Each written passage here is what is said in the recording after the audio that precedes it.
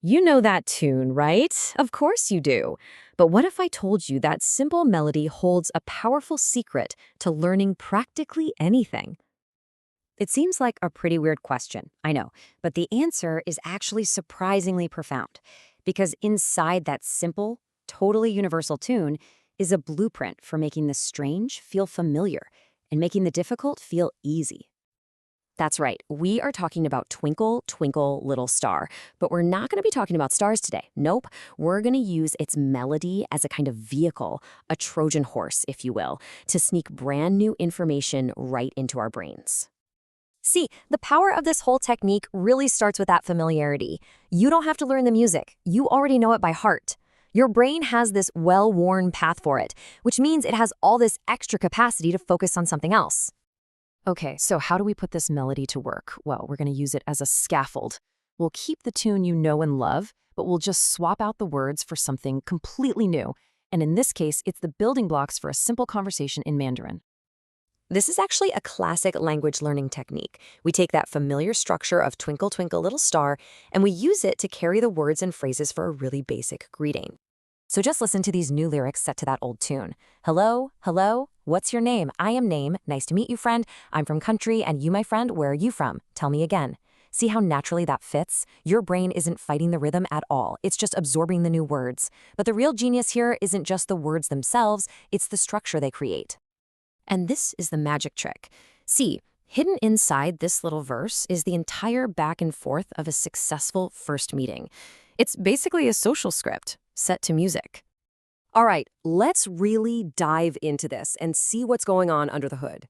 When we break it down, it becomes pretty clear that this song isn't just a random collection of phrases. It's a really carefully structured sequence.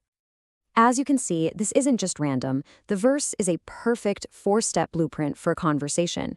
It guides you all the way from that first hello to creating a real back and forth. First up, the song just opens the door with the absolute basics. Hello, hello. It's repetitive, it's low stakes, which makes it the easiest possible way to start an interaction without any pressure at all. Then it just seamlessly transitions from that simple greeting into a question. What's your name? This is the natural next step, and it immediately creates a prompt for engagement. And here's where it gets really brilliant. It doesn't just give you the answer, I am Name. It bundles it with a vital social courtesy, nice to meet you. So it models a complete, polite response in one single, easy-to-remember chunk.